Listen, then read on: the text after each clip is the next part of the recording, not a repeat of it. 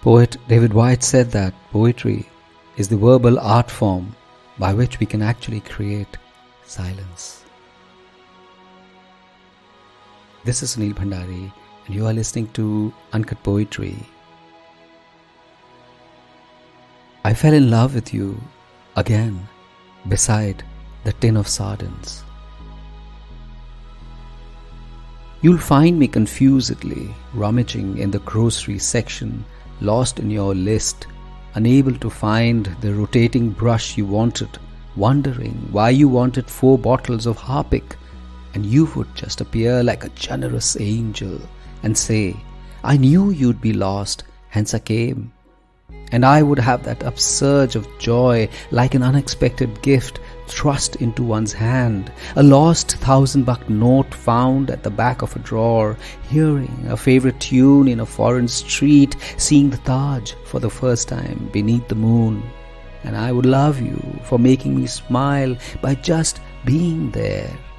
That body with the gentlest of curves, your chuffed jeans, that t-shirt I'd taken off a million times, and I would know like an epiphany, a beautiful truth, a resplendent dawn amongst those tins of shrimps and strings of beans, the bag of flour which said enriched, the toothpaste pack which said improved, knew that we could do nothing new and walk these aisles of food and fruits every day of our lives and still be in love, as long as you would say, "I felt you'd be lost and I came by to find you." And I would say, I would get lost every day, so I would know you'd come to find me.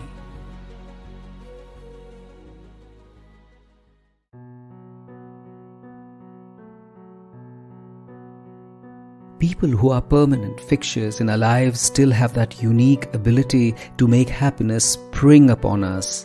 It could be something big like a surprise party, or it could be something infinitesimally small like quietly following you to the mall so you could then have a quick, happy moment over coffee. Loved ones know how to pull in disparate threads of our being and weave an ordinary but extraordinary hour out of it, the way we gather the scattered beams of dusk and find a quiet sanctuary in it. These slivers we steal from our daily routines are the ones which give meaning to life. Business, work, our daily responsibilities are what give us a means to live, to find a place in society which often defines us with what we do.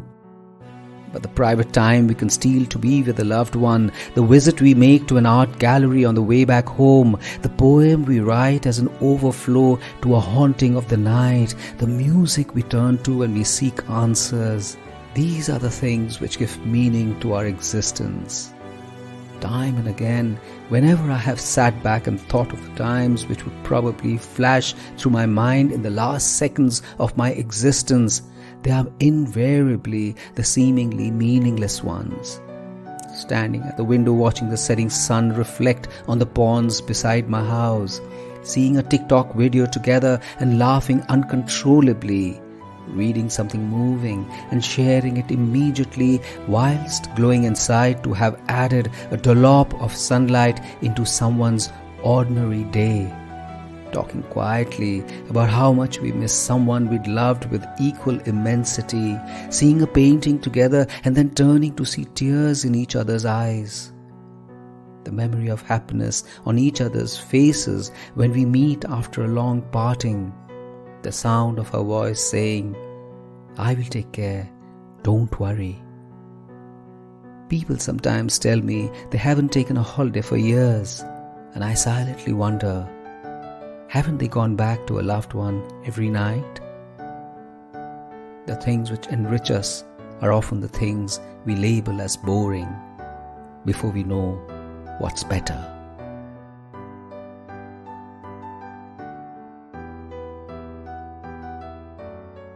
This is Sunil Bhandari, and you were listening to Uncut Poetry. I have a fantastic newsletter called The Uncuts.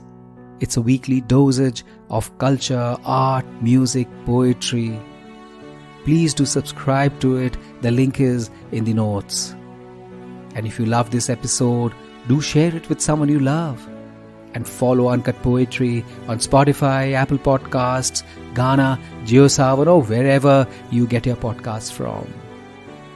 See you next week.